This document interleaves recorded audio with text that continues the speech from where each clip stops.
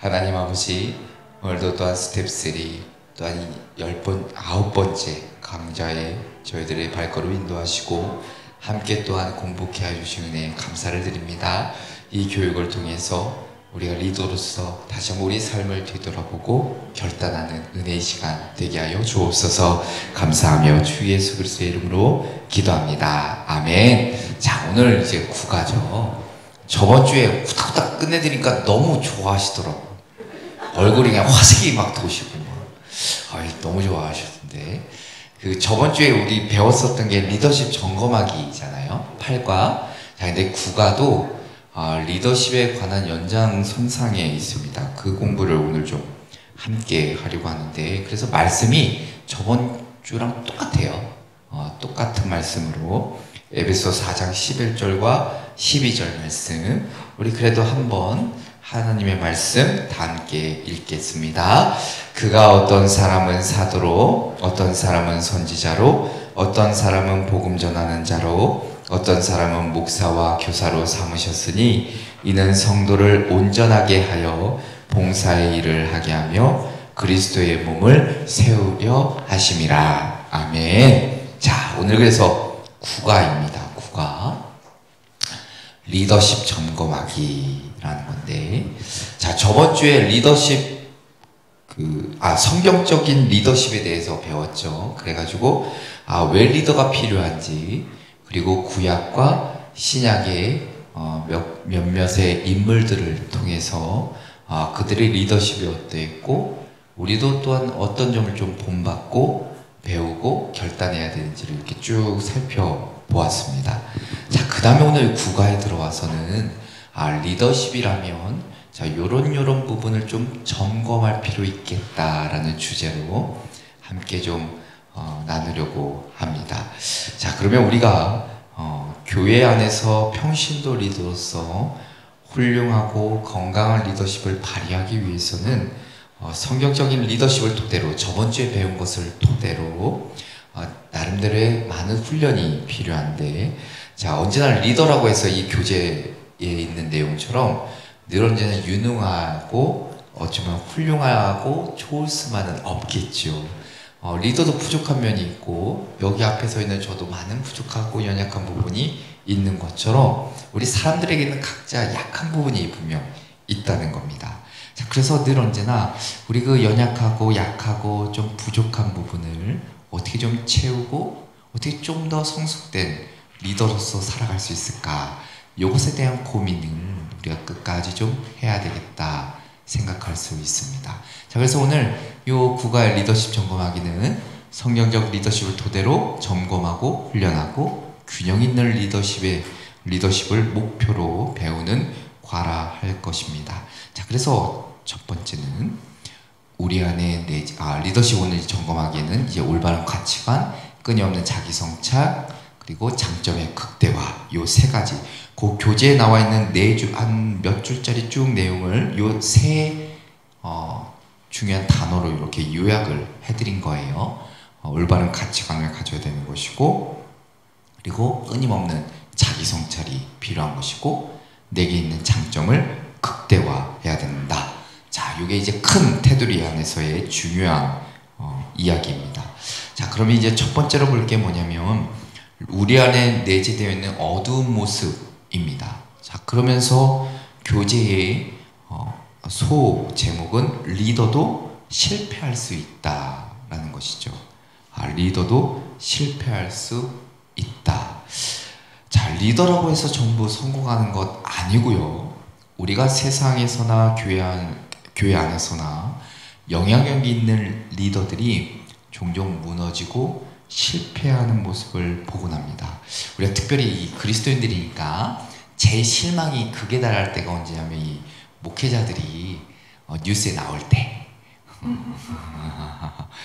뉴스에 테스트필 돼가지고 언론에 가십거리에 오를 때, 그리고 우리가 잘 아는 이렇게 좀 어떻게 그런 분이 아는 분이 뭔가 문제가 생겨서 이렇게 넘어졌을 때, 그때마다 정말 많은 어려움을 겪곤 하죠. 근데 이게 리더에게만 해당되는 문제가 아니라 그 리더를 따랐던, 그러니까 그 밑에 배움에 있었던 때로는 교인이든 훈련받은 제자들이 다 이렇게 무너지는 것을 많이 볼 수 있습니다. 그래서 리더의 역할이 참 중요하죠.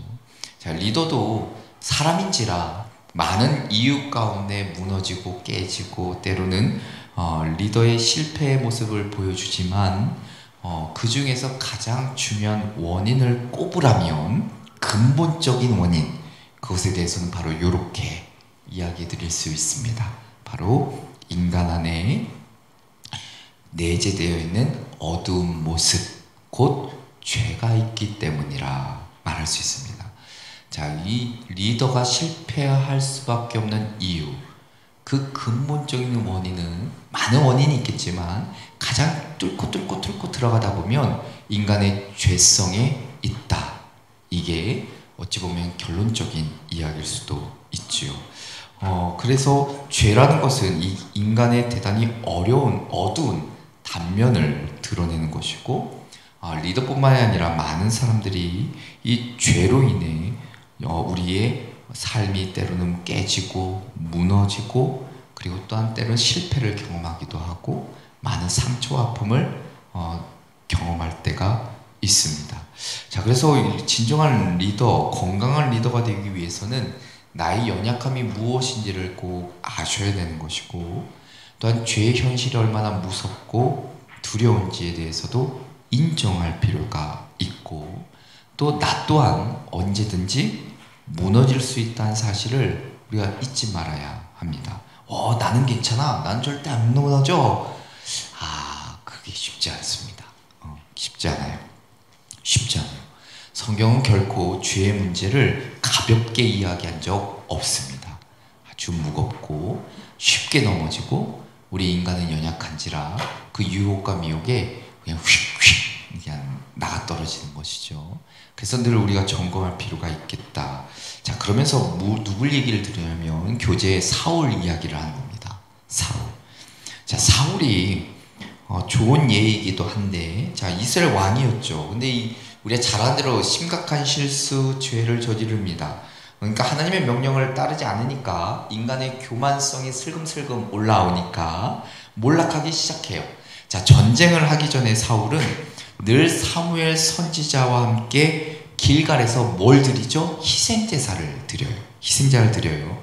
근데 사무엘이 조금 늦어지니까 그걸 고세 못 참고, 인내심이 참 치질이도 없는데 그것을 스스로 판단해서 번제를 혼자 드려버리죠. 이 사울의 리더십의 실패의 아주 단초이자 시작입니다. 이게. 자, 이후에 사울이 계속해서 거만한 태도를 보입니다. 하나님의 말씀에 그냥 불순종해버려요. 그 행동이 계속 지속됩니다. 그러니까 흔히 아말렉이라는 이방나라, 거기를 진멸하라 하나님 명령 분명히 하셨거든요. 그걸 그냥 깡그리 무시해버립니다. 사울은 이제 내 맘대로 해요. 자기 멋대로 하기 시작해요.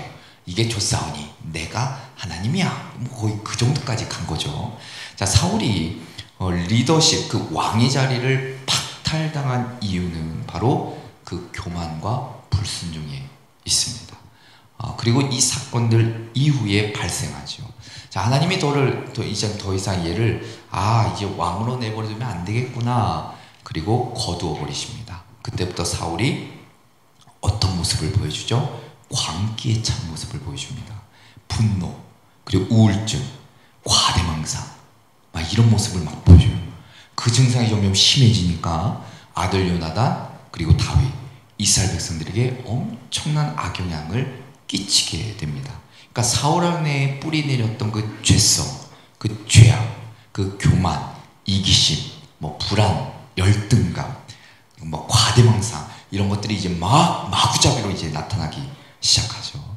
자, 이처럼 리더십이라는 것은, 리더의 자리라는 것은 언제든 흔들리고 무너질 수 있다는 것이죠. 죄의 뿌리에서 발생하는 그 어두운 모습, 단면, 인간 안에 늘 내재해 있기 때문입니다. 자, 이것을 심리학적인 용어로 표현하자면 무엇이라 얘기하냐면, 자, 오늘 교재에 나온 그림자입니다. 자, 그래서 오늘은 그림자에 대한 얘기가 많아요. 그림자에 대한 얘기가 거의 지금부터 이제 끝까지 이어지게 되는데, 자, 리더십의 그림자. 자, 그림자에 대한 정의를 자, 지금 거기다가 적어 보시죠. 앞에 화면에 나온 내용을 한번 적어 보셔요. 이게 그림자의 정의거든요. 이 정의를 잘 알고 가시는 게 좋겠다 생각드니까, 자, 여기서 적어 보시면 좋을 것 같아요. 인간의 발달 과정에서 자연스럽게 생겨나는 내적인 충동, 강박관념, 인성의 역기능, 혹은 길들어지지 않은 감정들, 순수하지 않은 동기, 그리고 생각들의 집합이라 정의합니다. 야, 이거 좀 어렵지만 그래도 나름대로 곱씹어보면 그렇게 복잡한 내용은 아닌데, 그림자란 정의를 이렇게 심리학적인 용어로 풀어 해석해주고 있습니다. 근데 이게 우리 인간의 행동에 아주 강한 영향을 미치게 된다는 것이죠. 자, 이런 그림자 때문에 인간에게는 다양한 모습으로 표출되는데, 자, 어떻게 표출되는가? 때로는 비판적으로, 때로는 완벽주의로, 때로는 분노로, 때로는 질투심으로, 때로는 정욕으로, 탐욕으로, 미움으로, 악한 행동으로 표현될 때도 있고, 때로는 사람들의 눈에 들고 싶어서 집착하기도 하고, 주목받으려고만 하고, 아주 고집부리고, 스스로 성을 쌓아서 자기만의 세상을 구축하기도 하죠. 자, 그림자라는 이것이 가지고 오는 악영향이 이만큼 큽니다. 자, 또한 또 나아가서는, 그러니까 그림자를 내가 갖고 있다는 사실을 인지한 자들은 상처받고 싶지 않잖아요. 내가 이런 좀 연약한 부분이 있으니까 남들에게 상처받고 싶지 않기 때문에 가면을 쓰기도 하고, 때로는 내 속이 드러나서는 안 돼요. 그래서 자기 스스로도 그림자, 이것을 인정하지 않으려고 노력합니다. 아, 이게 참 어려운 거죠. 근데 어느 순간 문득문득, 아니면 불현듯이 그것들이 이렇게 푹, 욱 하고 나오는 거죠. 행동으로, 말로, 생각으로. 자, 그래서 이것을 해결하지 않으면 리더십은 그냥 한 방에 갈 수도 있다는 거예요. 그래서 이 그림자라는 정의를 잘 기억해 보시고, 자, 그러면 이제 첫 번째, 자, 거기 이제 몇 가지가 나오잖아요. 하나, 둘, 세 개가 나오죠. 교만과 이기심과 자기 기만과 악한 동기.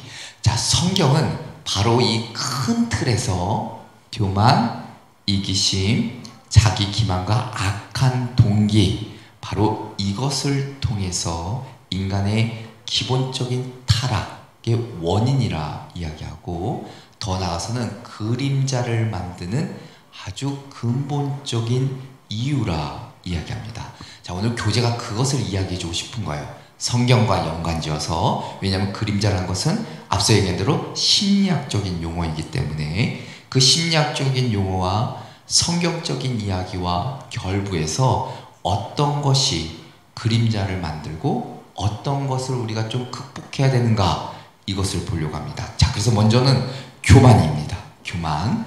자, 교만인데, 교만하면 생각나는 인물, 우리가 많이 봤었던 솔로몬이 있습니다.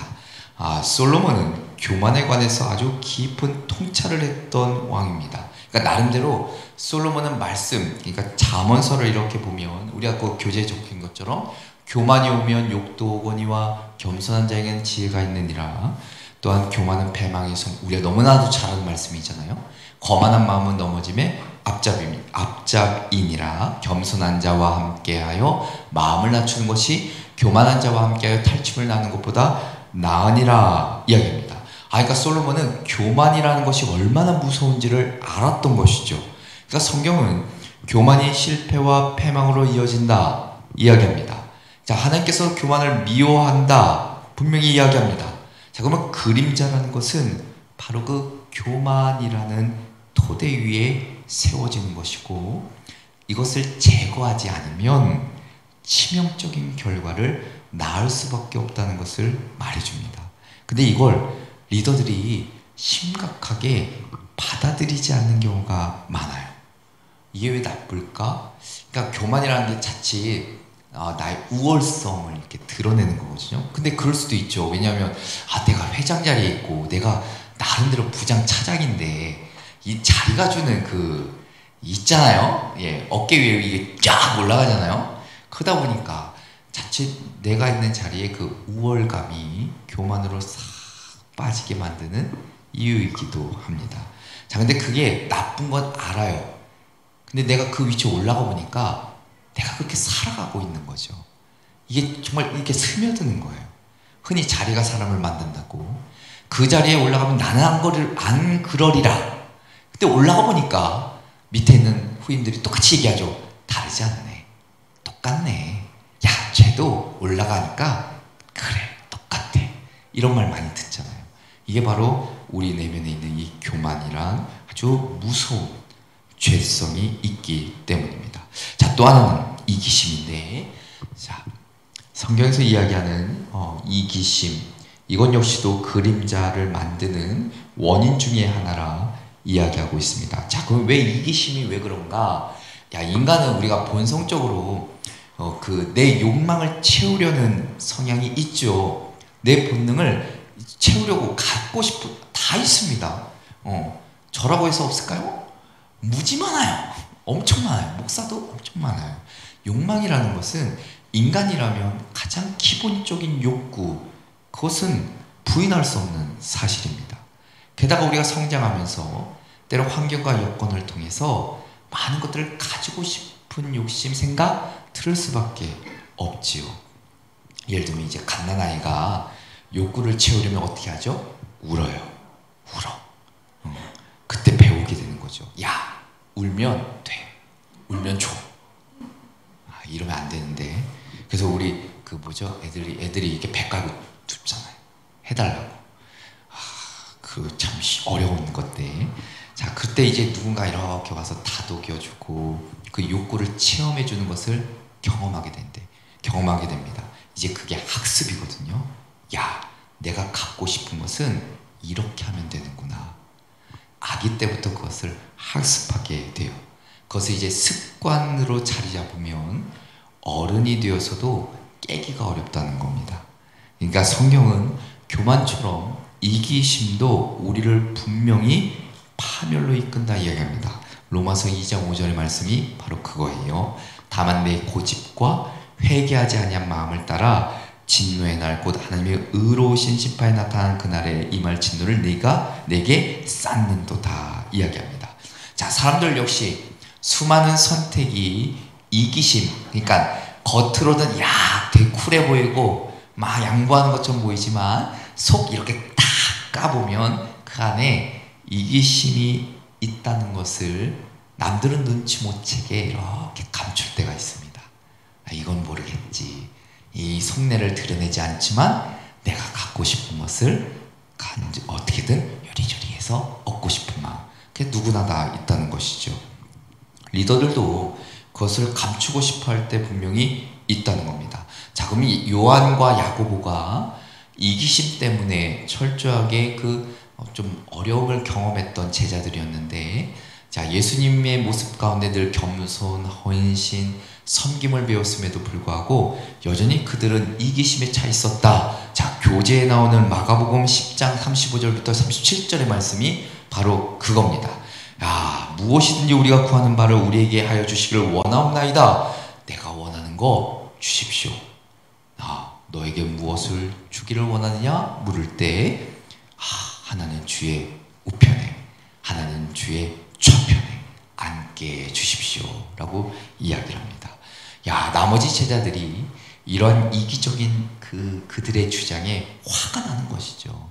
그러니까 이기심은 어찌 보면 어떤 공동체 안에서의 질서, 어떤 그 공동체 안에서의 어떤 관계성 다 깨버리죠. 그리고 악하게 만듭니다. 더 가지게 만들죠.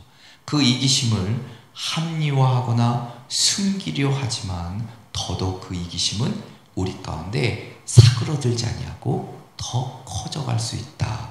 이게 위험한 겁니다. 그래서 이 그림자의 근본 토대 위에 바로 이 이기심이라는 원인이 있다는 것이고, 또 하나 마지막은 자기 기만과 악한 동기라 이야기합니다. 자, 솔로몬이 잠언 16장 2절에 보면 사람의 행위가 자기 보기에는 모두 깨끗하여도 여호와는 심령을 감찰하시느니라 이야기합니다. 자, 이 말은 뭔 말이에요? 우리가 내가 계획하고 목적이 선하다 이야기는 했는데 결국 자기를 속이는 것이라 그 속마음은 그렇지 않다라는 것이죠. 그러니까 우리가 때로는 말은 그래도 속마음은 이기적인 것에 욕심 때문에 하는 것들이 있다는 겁니다. 저는 그래서 이 말을 제일 무서워합니다. 제일 무서워하는 말씀 중에 하나예요. 여호와가 심령을 감찰하신대.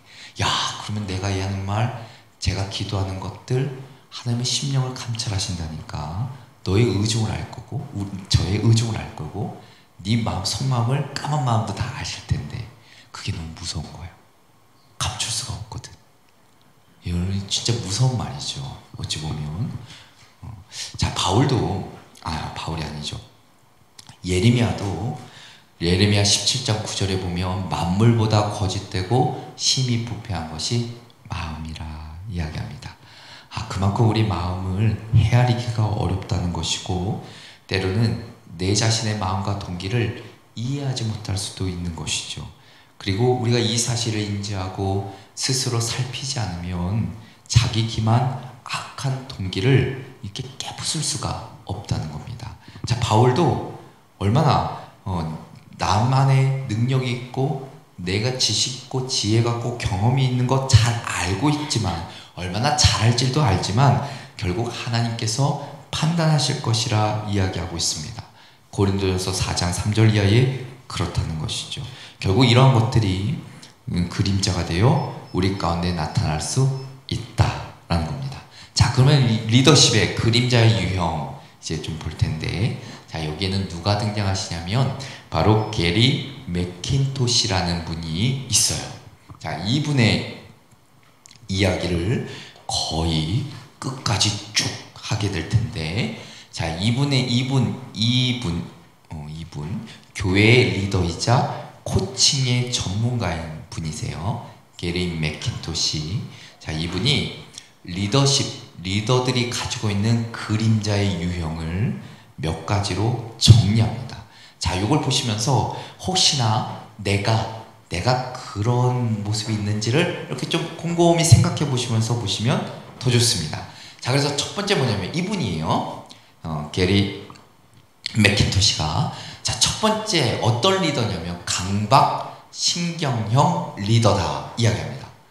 그래서 그 조금 요약을 하다 보면 이 강박 신경형이라 말하는 것은 여기 적어져 있는 대로 절대적인 질서를 유지하려는 욕구입니다. 자, 그러면 이 말을 좀 쉽게 얘기하면 이 인식 때문에 조직을 내가 다 통제하고 다스려야 된다는 생각을 갖고 있어요. 그러니까 자율성을 부여하지 않고 요건 다 내가 해야 돼. 그냥 나만이 할 수 있는 거야.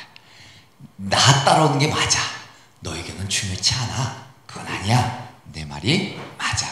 그러니까 완벽함을 추구하고, 자, 이런 사람들이 대부분 특징이 뭐냐면 탁월함이 있어요.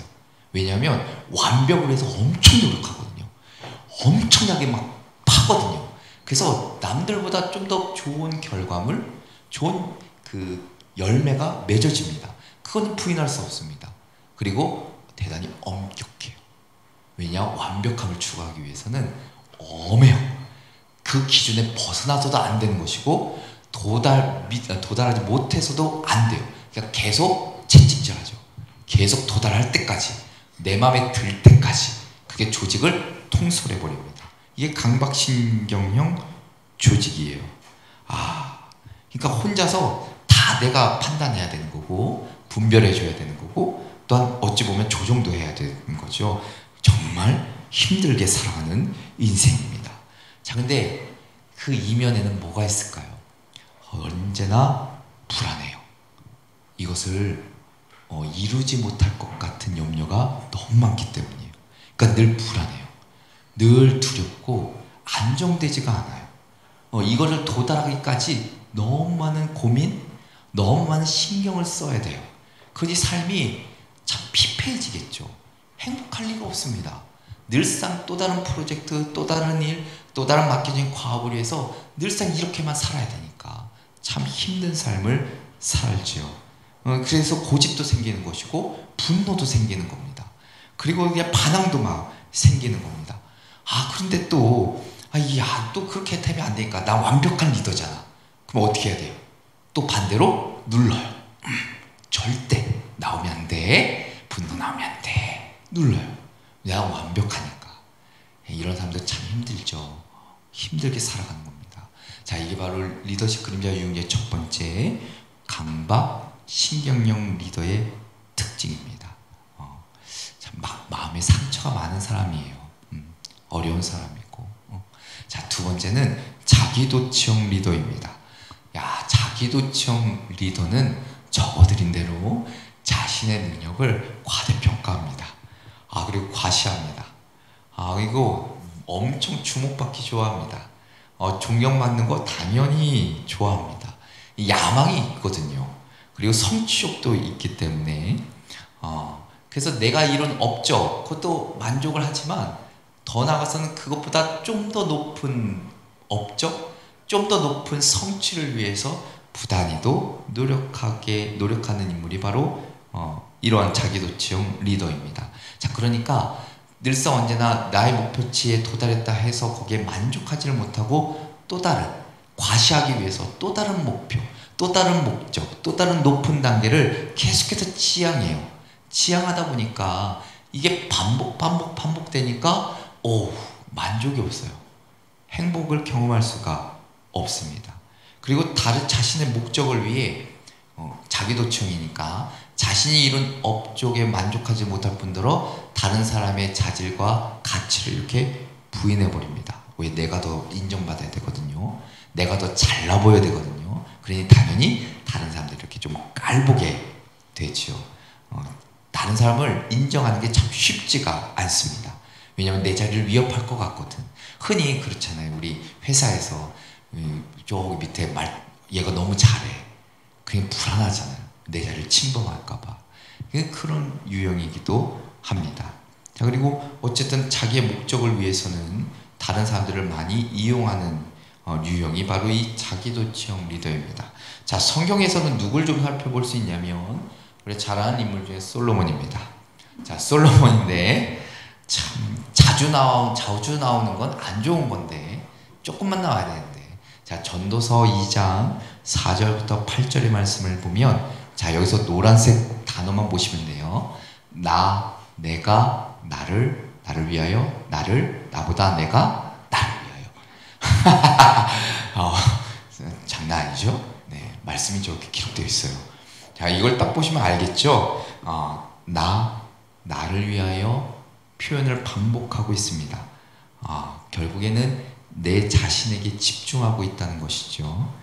또한 다윗보다 어쨌든 아버지임에도 불구하고 다윗보다 내가 더 탁월한 사람이야. 이 이미지를 만들기 위해 노력했던 인물이 솔로몬입니다. 그것을 이 말씀을 통해 여실없이 볼 수 있는 것이죠. 여기에 어마무시한 왕이니까 어마무시한 비용 소요했겠죠. 막대한 인력 사용했겠죠. 자신의 욕심, 소원을 성취하기 위해 그만큼 백성들의 노동력 착취했고 과중한 세금 물려버렸고. 자, 솔로몬은 그래서 이후에도 하나님의 명령을 어기기까지 하면서 자신의 명성, 자신의 나를 높이는데 아주 몰두하게 됩니다. 그래서 이 왕이 지켜야 될 금기사항을 막 어기기도 하죠. 그 인물이 바로 이 솔로몬입니다. 솔로몬이에요. 자, 그 다음에 세 번째, 과대망상형 리더. 참 이게 참 어려운데, 자, 과대망상형 리더는 자신의 리더십이 훼손되거나 사람들의 관심이 흩어지는 상황을 대단히 두려워합니다. 그러니까 나의 리더십에 대한 두려움이 늘 갖고 있어요. 자, 그래서 다른 사람들이 나를 어떻게 쳐다보는지, 저 사람이 한 말, 저 사람이 하고 있는 표정, 태도 엄청나게 신경 씁니다. 그래서 의심해요. 당연히 적대적이 될 수밖에 없겠죠. 그리고 반응에 대단히 민감해요. 말 한마디, 표정 하나에 뭔가 의도가 있을 거라 생각해요. 뭔가 의도가 있을 거라 막 상상을 해. 아, 그런 거야. 막 이러면서 자기 멋대로 판단해 버립니다. 그리고 질투가 너무 심각해지죠. 이게 바로 과대망상형 리더이기도 합니다. 자, 그러다 보니까 남들이 나를 잘 몰라야 되잖아요. 왜냐하면 이 리더십에 대한 두려움이 있으니까, 혹여나 나를 보고 누군가 표정 하나 말 하나 잘못하는 게 되게 마음이 힘드니까, 그래서 어떻게 할까? 철저하게 내 계획이나 내 생각, 행동은 은밀하게 남들이 알지 못하게 쫙 접근하는 거. 이게 과다망상형 리더입니다. 그러니까 얼마나 힘들어요. 얼마나 힘들겠습니까? 조직 안에서 만약에 이런 리더가 있다면 정말 그 조직이 정말 건강하지 못한 조직으로밖에는 바뀔 수가 없습니다. 건강하지 않은 조직으로밖에는 안 되겠죠. 자, 그래서 늘 언제나 이 리더는 조그만 것 하나라도 신경을 쓰기 때문에 아주 조직의 세세한 부분까지 간섭하고 자율성을 제한해 버립니다. 그러니까 사람들과 친밀한 관계 얻을 수가 없겠죠. 누가 그런 사람을 좋아하겠습니까? 바로 과대망상형 리더의 특징인데, 자, 대표적으로 누군가 앞서 설명한 인물 중에 하나입니다. 사울이에요. 사울. 저 표정 보십시오. 안 좋죠? 사울과 다윗의 그림인데, 자, 처음에 그가 왕으로 세워졌을 때 이 사울 역시도 대단히 사람들이 보기에는 아주 매력적이고 비범한 능력을 갖고 있었던 자입니다. 하나님의 영을 받았던 인물이에요. 자, 근데 그의 리더십이 앞서 얘기한 철저히 이렇게 무너지기 시작하면서 그 단초가 됐던 게 제사를 드렸던 거, 제사를 드린 행위 스스로, 그것 때문에 하나님께서 세우신 새로운 왕을 세우실 것이라 이야기를 듣게 되죠. 자, 그때부터 사울이 앞서 얘기한 대로 점점 이제 몰락하게 되잖아요. 이제 의심, 불신, 그리고 이제 염탐, 막 충성을 강요하고 별별 행동을 나옵니다. 그 위에 다윗에게 완전히 질투심을 느끼게 되고, 마치 다윗이 내 왕자를 빼앗을 것이라 의심하기까지 하죠. 그 결과 사울은 어떻게 합니까? 다윗을 죽이고자 추격까지 합니다. 그가 점점 이 과대망상에 빠지게 되는 것이죠. 결국 스스로를 몰락시키고 파괴, 비극적인 실패를 맛보게 됩니다. 사울이 아마 그것을 대표적으로 보여준 인물이라 할 것입니다. 자, 또 하나, 의존 반응형 리더입니다. 자, 이걸 적으시면서 혹시나 내가 내 모습이 100%는 아니더라도 나에게도 이런 모습이 조금 있구나, 이렇게 좀 한번 생각해 보시는 게 좋아요. 얼마든지 저도 지금 이렇게 좀 보지만 저도 요 가운데 연약한 부분이 있거든요. 저도 그런 모습이 간혹 있을 때 있어요. 그런 것들을 생각하시면서 이렇게 좀 보시는 게 좋습니다.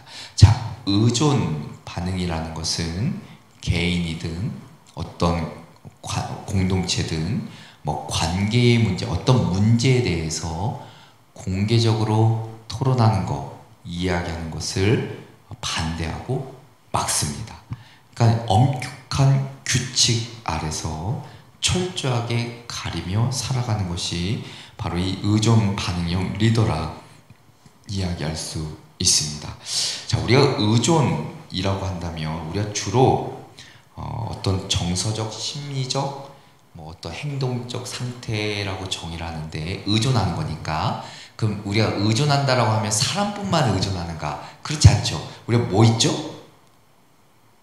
뭐가 있을까요? 여러분들이 잘 하시는 거? 아니, 잘 하시는 게 아니라 잘 아시는 거. 우리 주로 알코올도 그렇고요. 마약도 그렇고 음식도 그렇습니다. 흔히 뭐 외설물도 그렇죠. 어떤 것에 내가 집착하고 의존하기 시작하는 사람들은 바로 이런 특징을 나타냅니다. 그러니까 뭐 하나 내가 이것에 이렇게 의존하지 않으면 마음에 되게 대단히 불안함을 느끼게 됩니다. 의존형 인간인지라 뭐가 내가 의존되지 않으면 대단히 내가 하는 것에 대해서 위축되고 제대로 그 일을 감당할 수가 없어요. 결국 이런 의존형 사람은 자기 감정, 행동, 솔직할 수가 없지요. 나는 의존하는 사람이니까 내 주장 내세울 수 없습니다. 그냥 남들이 하는 대로 따라가는 거예요. 그냥 거기서 만족하는 거죠. 내 생각 표출하면 안 돼. 내 마음대로 행동하는 거 안 돼요. 그냥 의존하는 겁니다. 그런 의존 반응형 리더가 있다는 것이죠. 근데 되게 어떤 사람들이 많이 나타나냐면 되게 엄격하고 아주 경건한 집에서 자란 사람들의 경우에 이런 증상이 간혹 있습니다. 아니야, 많이 있어요. 많이 나타나요. 엄격한 규율 안에서 철저하게 내 생각, 내 의견이 묵살당하고 이 규칙 안에서 살아갈 것을 강요받는 사람들, 흔히 우리가 이런 말씀은 죄송스럽지만 많은 목사님들의 자제들이 그런 어려움증에 있습니다. 왜냐하면 남들보다 엄격한 규칙 아래에서 어린 유아 시절을 보내게 되거든요. 남들은 그래도 너는 그러면 안 돼 라는 그 테두리가 있어요. 그리고 좀 제가 늘 하는 얘기인데 나름대로의 그런 족쇄가 있어요. 그러다 보니까 뭔가 내 의견을 표출하기보다는 어떤 남들의 의견에 따라 남들의 생각에 맞춰주는 경향이 더 짙습니다. 이러다 보니까 그 마음에 많은 어려움이 있죠. 자, 그러다가 어떻게 돼요? 내 생각을 자신있게 얘기할 성인쯤 되면 튕겨나가 버려요. 이제 더 이상 나는 안 듣겠다. 이렇게 튕겨나간 경우가 꽤 많다는 것이죠. 자, 이거 대표적으로 누구를 좀 볼 수 있냐면 삼손입니다. 삼손인데, 자, 삼손은 누구와도 공유할 수 없는 비밀을 안고 있었고, 자, 그게 나시린이잖아요. 어마무시한 엄격한 규율 가운데 살아온 인물입니다. 그 규율은 반드시 지켜야만 됐었죠. 행동 수칙도 많았고, 그러니까 내가 하고 싶어서 한 게 아니에요. 그냥 내가 태어나 보니까 그렇게 살래. 그 강요받은 거죠. 억압당한 겁니다. 어찌 보면은 그런 문화와 그런 규율 가운데 삼손이 자라나게 됩니다. 저 어찌 보면은 이 나시린으로 성별된 이유가 있습니다. 블레셋의 압제로부터 이스라엘을 구원하기 위함이었는데 삼손의 삶에 그의 입장에서 봤을 때는 이 짐이 너무 무거운 겁니다. 이게 버거운 거거든요. 그러니까 그의 의존 반응성, 그의 의존형으로 만들기에 아주 좋은 환경이 됩니다. 자, 그래서 그가 그 무거운 책임감 가운데 동물의 주검에서 발견된 뭘 먹죠? 꿀을 먹어요. 꿀을 먹잖아요. 그 성경에 기록된 것처럼 동물의 주검에서 발견된 꿀을 먹으면서, 자, 이게 먹는다는 게 뭐예요? 지금 이게 부정한 행위거든요. 그러니까 절대로 해서는 안 된 일을 삼손이 스스로 하는 겁니다. 이게 너무 힘드니까, 버거우니까 스스로 일탈의 행동을 하는 거예요. 그래서 삼손의 태도를 곰곰이 이렇게 눈여겨볼 필요가 있는 것이죠. 또한 그가 그렇게 하면 안 되는 것을 알면서도 블레셋 여인들의 유혹에 휙휙휙 다 넘어가 버리죠. 딥나 여인과 가자의 기생 들릴라로 인해 삼손은 결국 그 삶이 실패하게 됩니다. 자, 어찌 보면 이 삼손은 대단히 의존 중심형 리더의 특징을 갖고 있고, 다른 사람을 실망시키는 건 너무나도 힘들었고, 결국 아니요 라고 말하는 것이 너무 어려웠기 때문에 결국 자신의 온전한 삶을 살아가지 못하고 실패의 길로 들어섰던 것을 보게 됩니다. 이후에 블레셋 그 수만 장병을 죽인 그 사건은 다른 걸로 치고 그 전까지의 삶을 보였을 때 그렇다라는 것이고, 자, 다섯 번째는 수동 공격형 리더입니다. 수동 공격형 리더. 자, 임무 수행에 관한 요구에 반항하는 경향이 있습니다. 자, 그리고 실패 또는 성공에 대한 두려움이 있습니다. 자, 수동 공격형 리더라 이야기한다면 이게 어떤 의미인가 곰곰이 생각해 보면, 보통 우리에게 주어진 사명이 있고 남들의 그 일이 있죠. 맡겨진 잡이 있고 어떤 직책이 있다라고 한다면, 자, 선뜻 그 일에 달려들지 못하는 이유가 있습니다. 왜냐하면 실패할지 모르는 두려움이 있고, 또 이 임무를 반대로 임무를 성공을 하면 또 다른 누군가는 나에게 더 높은 기대감을 갖게 될 것이라는 두려움이 또 생기는 겁니다. 그러니까 모든 기대치에 다 부응하다 보니까 언젠가는 나도 실패할 수 있지 않을까 라는 생각을 하게 된다는 것이죠. 그러니까 임무 수행에 관한 요구, 너는 이것도 할 수 있고 이것도 할 수 있고 할 수 있어, 저번에도 했잖아, 끊임없는 요구에 반항하게 돼요. 아니야, 나 그거 못해, 하기 싫어, 그렇게 되는 것이죠. 그래서 공격형 리더가 되는 겁니다. 자, 그러니까 기대치가 커지는 것이 싫으니까 어떻게 할까요?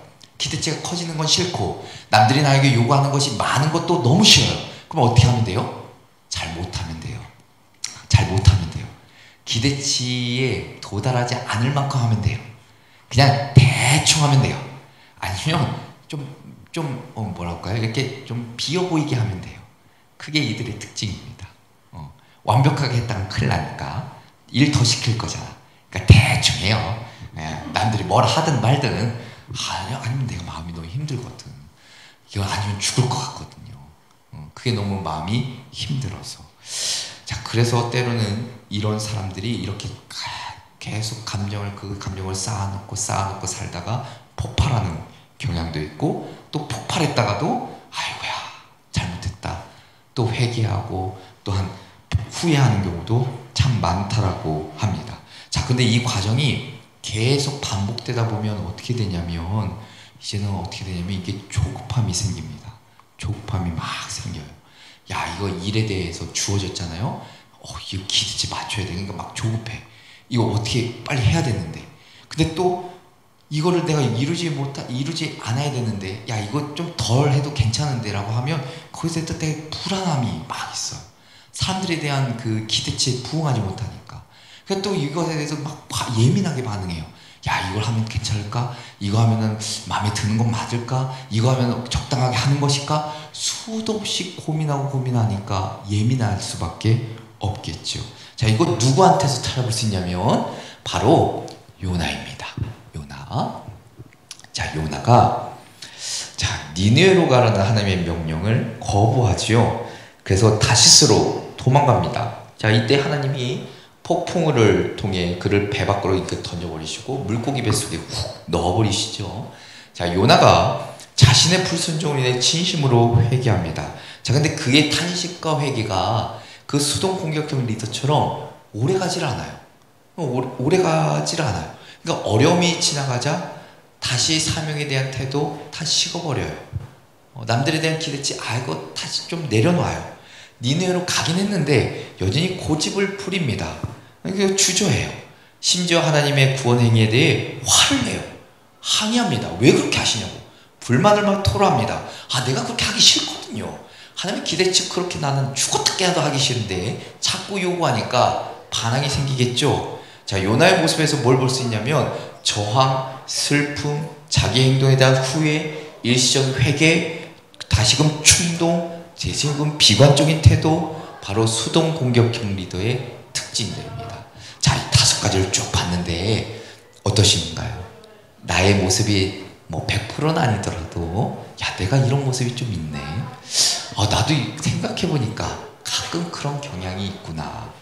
자, 중요한 것은 지금까지 정말 부정적인 얘기잖아요. 다 그것을 그럼 나는 정말 안 되는 것인가, 이런 부정적인 생각을 하는 게 아니라, 자, 이런 점이 우리 가운데 얼마든지 있을 수 있다. 자, 인정하는 것으로부터 시작합니다. 자, 그래서 두 번째는 리더십의 그림자 극복하기입니다. 자, 그러면 요거 어떻게 극복해야 되는가? 자, 오늘은 이게 더 중요한 겁니다. 늘상 뒷부분이 더 중요한 거예요. 리더십의 그림자를 극복하기, 어떻게 극복할 수 있을까? 자, 연약한 존재이기 때문에 그림자가 온전히 100% 제거할 수 없습니다. 저도 그래요. 그림자가 나를 집어삼키지 않도록, 그림자로 인해서 내가 내 삶이 철저하게 억압되지 않도록 노력해야 되는 것이죠. 자, 그래서 동일하게 맥킨토시가 리더가 가지고 있는 그림자를 극복하기 위한 5가지 방법을 제안한 겁니다. 자, 그 첫 번째가 바로 그림자를 인정하라 이야기합니다. 인정하라. 자, 그림자를 인정하라. 자, 그림자가 형성되고 그 연약함을 부인하려는 태도, 그러지 말아라. 인간의 기본적인 죄성이 있고 연약함이 있기 때문에 인정하는 것이 시작이고, 자, 그리고 그 그림자를 극복할 수 있도록 하나님께 또 도움을 구하는 것도 당연하겠죠. 자, 그러면서 2가지를 오늘 교재에 이야기합니다. 그림자를 인정하라 이야기하면서 자기 합리와 멈추기라고 이야기합니다. 자, 우리 안에 그림자, 앞서 얘기한 5가지 유형들이며 아니면 뭐 여러 가지 부정적인 그 모습들을 우리가 생각했을 때, 그게 내 삶으로 드러났을 때, 드러난 경우에 많은 리더들이 대개는 그 그림자를 어떻게 해요? 부인합니다. 부인해요.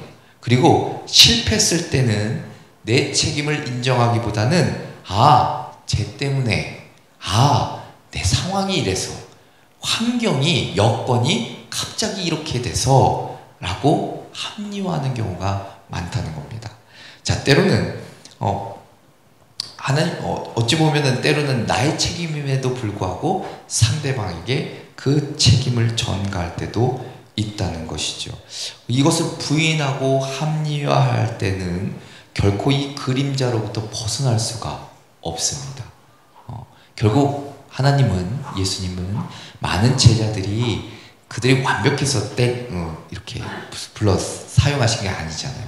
다 나름대로의 연약함이 있고 또 취약점이 있고 부족한 게 있지만, 하나님이 그 안에 역사하실 때 그들의 단점이 정말 놀라운 장점으로, 때로는 그들의 연약함이 단단해지고 또한 새롭게 변화되는 역사를 우리가 보았듯이, 결국 내 안에서 역사하시는 하나님에 대한 믿음, 그 확신을 가진다면 내 그림자 인정하는 것부터 시작합니다. 자, 근데 남들에게 인정하기 참 쉽지 않죠. 그렇습니다. 남들에게 내 그림자 보여주기 싫어요. 그리고 그림자가 발각되더라도 그것에 대해서 내가 그래, 내가 그래, 이렇게 얘기하는 거 참 어렵습니다. 근데 이 게리 맥킨토시가 이야기한 것처럼 인정하는 것부터가 시작의 첫 출발이라는 것 잊지 말아야 되고, 자, 2번째는 과거를 탐색하라 이야기합니다. 과거를 탐색하라. 과거를 탐색하라. 자, 왜 이 과거를 탐색하라 이야기하냐면, 우리가 지금 여기 계신 여러분들도 지금의 이 모습, 행동, 생각이 방금 전에 아니면 지금 이 순간에 생겨진 게 아니고 어렸을 때부터의 쭉 시간의 흐름 가운데 축적되고 습관화되고 경험되어져서 만들어진 나의 성격이고 인품이고 태도이기 때문입니다. 리더도 마찬가지입니다. 자, 그래서 리더들은 과거의 삶, 과거의 기억 속에서 나름대로 좋은 부분, 나빴던 것들, 긍정적인 부분, 부정적인 부분들, 것들을 구분하고 분별할 수 있는 능력을 갖고 있습니다. 그래서 자신의 과거를 기억해내고 다시 한번 되돌아보고, 그리고 어떻게 내가 좀 변화될 것인가, 지금 내가 그 모습에 있는지를 점검하는 것, 그것은 나 자신을 이해하는 데 있어서도 굉장히 중요한 일이라 할 수 있습니다. 자, 그래서 과거 기억하기 이야기하는 것이고, 또한 거기에 외상을 남긴 사건과 감정이라고 적어 있죠. 그거 기억하기 일종의 그 트라우마죠. 트라우마 기억하는 것은 중요합니다. 왜냐면 어렸을 때 경험했던 것 중에 뭐 따돌림이든 거절, 죽음이든 아니면 어떤 부모님의 그 아픈 모습들이든 청소년기에 겪었던 어떤 실패든 학업의 실패든 잘못된 판단이든 힘들었던 가정 환경이든 친구와의 관계든 그런 것들이 다 그림자를 형성하는데 영향을 줄 수 있기 때문이고, 그것이 곧 지금 나의 삶을 또한 이렇게 나의 삶에 영향을 미치기 때문이죠. 자, 그래서 그 과거를 곰곰이 정직하게 객관적으로 기억하고 살펴보는 거 도움이 된다 이야기합니다. 자, 그리고 이분이 얘기하는 과거를 탐색하라 얘기할 때 과거 조사에서 해결하는 과정이라 이야기하는데, 자, 예를 들면 과거의 경험과 과거의 경험과 기억과 연관된 사람 있겠죠. 나에게 트라우마를 줬던 자, 아니면 나에게 어려움을 줬던 사람들, 아니 어떤 공동체, 그들과의 대화, 그들과의 솔직한 감정을 털어놓는 시간들 필요하다는 겁니다. 대표적으로 가정에서 그 일이 꼭 있어야 됩니다. 우리가 예전에는 아버지에 대한 그 뭐랄까요, 많은 상처들이 또 있잖아요. 우리 어르신들은 그럴 때가 참 많은데, 아버지께 때로는 인정받지 못했던 과거의 경험, 때로는 아버지에게 많이 혼났던 그런 경험들, 때로는 엄마한테도 그렇게 좀 어려웠던 일들, 그냥 가정부터 시작한다면 그런 것들에 대한 솔직한 대화가 있어야 된다는 거예요. 그로부터 이제 해결의 어찌 보면 하나의 방법이 될 수 있다는 것이죠. 그래서 이분이 과거 조사에서 해결하는 과정, 이것을 하나 더 이야기해 주는 것이고, 그리고 마지막으로 용서를 이야기하는 겁니다. 자, 용서가 필요하다는 것이죠. 결국 그 나에게 상처 주고 나에게 트라우마를 주고 나를 어렵게 했던 사람들을 미워하고 원망하는 거, 그거 말고 받아주고 이제는 이해해주고 용서해줄 수 있는 마음까지도 가질 것을 이야기합니다. 그래야만 이 과거에 대한 그림자를 떨쳐낼 수 있다는 것이죠. 자, 또 하나, 이제 세 번째는 기대치에 좌우되지 말라 이야기합니다. 기대치에 좌우되지 말라. 그러면서 기대치를 이야기하는데, 어떤 기대치가 좀 합리적이고 나름대로 이성적이고 객관적이고 건전하고 바르다 한다면, 어쩌면 현재 내 수준을 넘어서 넘어서 어찌 보면은 좀 더 높은 단계, 좀 더 성공의 단계에 진취적으로 행동할 수 있는 동기는 분명히 됩니다. 기대치의 좋은 면이겠죠. 하지만 이 기대치라는 것이 비현실적이고 이기적인 동기로 이루어지면 그 삶을 파괴시킬 수가 있다라는 겁니다. 그러니까 기대치에 좌우되지 말라 이야기하죠. 여기서 부끄러운 얘기를 하자면, 저희 아들이 저희 1학년에 들어갔는데 그 강씨라서 1번이에요. 근데 하필이면 또 1반을 들어갔어요. 그래서 제가 그랬죠. 너는 1학년 1반 1번이니까 1등만 해. 이러거든요. 잘못된 기대치예요. 그랬더니 저희 아들이 그렇습니다. 그건 어려운데 그 얘기로 끝났습니다. 절대 자기는 안 하겠다는 것이죠. 아빠의 그런 기대치를 내가 낮춰주겠어, 이런 얘기겠죠. 잘못된 기대치는 어찌 보면 긍정적인 부분이 있는 거예요. 객관적이고 합리적이고 어찌 보면 성공적인 그 어떤 도약을 위해서 필요하지만, 반대로 비현실적이고 저처럼 1등만 해, 말도 안 되는 거죠. 기대치를 너무 비현실적으로 잡으면 그 다음 그냥 포기해버리는 거예요. 거기서 무너지게 되는 것이죠. 그래서 요 기대치에 대한 이야기 꼭 해드리고 싶고, 이게 늘상 이 기대치를 매번 충족할 수는 없잖아요. 그러니까 이거에 좌지우지되지 말라 이야기합니다. 자, 그리고 예수님께 의지하기 말해주죠. 뭐 당연한 이야기인데, 어찌 보면 예수님도 당시 수많은 사람들의 기대를 이렇게 받으셨잖아요. 많은 사람들이 예수님만 보면 기대감이 부풀죠. 야, 이 나쁜 이 시대를 그냥 다 쓸어버렸으면 좋겠고, 모든 어렵고 힘든 자를 다 부유하게 해줬으면 좋겠고, 아픈 자를 다 낫게 해줬으면 좋겠고, 내게 있는 문제도 하나도 남김없이 다 해결해 주셨으면 좋겠고, 얼마나 많은 기대치가 있겠습니까? 사람들은 자신의 기대를 예수님이 충족해 주시리라 믿었습니다. 원했죠. 근데 예수님은 그 기대를 수용해 주지 않았어요. 그것을 다 들어주지 않으셨죠. 바리새인들의 기대 역시 더더욱 그랬겠죠. 어찌 보면 예수님은 마태복음 10장 28절부터 이하에 수고하고 무거운 짐진 자들아 다 내게로 오라 말씀하십니다. 그리고 내게 와서 내 멍에는 쉽고 내 짐은 가벼움이라 이야기하시면서 나의 멍에를 메고 내게 배우라 분명히 말씀해 주시죠. 어찌 보면 예수님을 의지하는 데 있어서도 우리의 삶이 참 많은 수고와 어려움이 있지만 그럼에도 불구하고 예수님 안에서만이 진정한 자유, 기쁨을 누릴 수 있다는 사실을 우리가 꼭 잊지 말아야 합니다. 자, 네 번째는 영적 훈련으로 자신을 점검하라 이야기합니다. 자, 그래서 영적 훈련으로 자신을 점검하라. 자, 이분도 어쨌든 그리스도인이고 영적 코치이시기 때문에 그 그림자를 극복하기 위해서는 몇 가지 방법을 이야기해주고 있습니다. 자, 영적 훈련으로 자신을 점검하라. 네 가지. 성경 읽기, 개인 묵상 시간 갖기, 신앙서적 읽기. 교재에는 4번이 또 성경 읽기로 나와 있죠. 그렇죠? 네. 거기에 검사 및 상담이라 적으시면 좋을 것 같아요. 이게 어떤 검사냐면 나름대로 내 성격이 어떠한지 그런 검사예요. 나의 행동 이런 것들은 어떠한지. 그리고 상담이란 것은 전문 상담가를 통해서 나의 어떤 상태, 어떤 생각, 어떤 감정 이런 것들에 대한 도움을 받는 것도 참 좋다라는 것이고, 근데 앞서 얘기한 대로 성경 읽는 거 중요합니다. 성경 읽는 거 중요하죠. 성경을 읽음으로 통해서 무엇을 할 수 있냐면 내가 누구인지를 알 수 있어요.